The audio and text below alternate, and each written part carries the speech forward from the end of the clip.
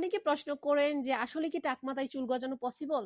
আসলে ওই প্রশ্নটা যতবারই আমার সামনে আসে আমি ইয়েস বলবো নাকি নো বলবো আমি নিজেও কনফিউশনে পড়ে যাই।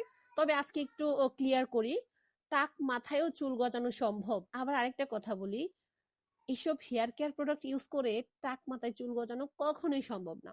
এখন বলতে পারেন এক মুখে দুই কথা, আমি দুইটা কথারই বিশ্লেষণ করছি। প্রথমত হচ্ছে টাক মাথায়ও চুল গজানো সম্ভব, সেটা কখন? যখন আপনার হেয়ার ফলিকল জীবিত থাকবে, তখন আপনি যখন কোনো হেয়ার কেয়ার প্রোডাক্ট, বিশেষ করে আপনি হেয়ারের কেয়ার করবেন, তাহলে আপনার স্ক্যাল্পে রক্ত সঞ্চালন বৃদ্ধি পাবে, ফলে নতুন করে চুল গজাবে। আর আমাদের এই হেয়ার কম্বোটা সম্পূর্ণ ন্যাচারাল এবং ওইরকম ফর্মুলায় তৈরি করা হয়েছে যেটা ইউজ করলে আপনার স্ক্যাল্পের ব্লাড সার্কুলেশন বৃদ্ধি পাবে। আর ব্লাড সার্কুলেশন বৃদ্ধি পেলে নতুন করে চুল গজানোর সম্ভাবনা অনেকটাই বেড়ে যাবে।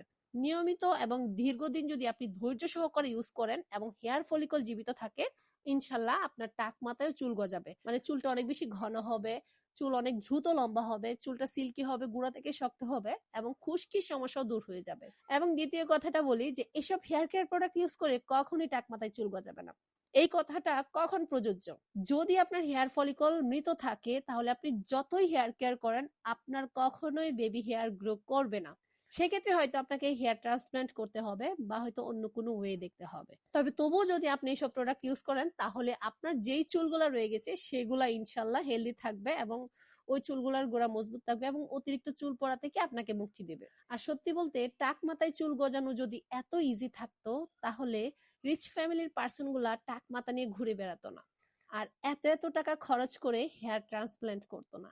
এটা আমি সবসময় বলি। তো দুইটা কথারই যুক্তি রয়েছে। আশা করি সম্পূর্ণ ভিডিওটা দেখেছেন এবং একটু হলেও ধারণা হয়েছে আপনার যে কখন চুল গজাবে এবং কখন চুল গজাবে না। তো সবাই ভালো থাকবেন, সুস্থ থাকবেন, আমাদের পাশেই থাকবেন। আল্লাহ হাফিজ।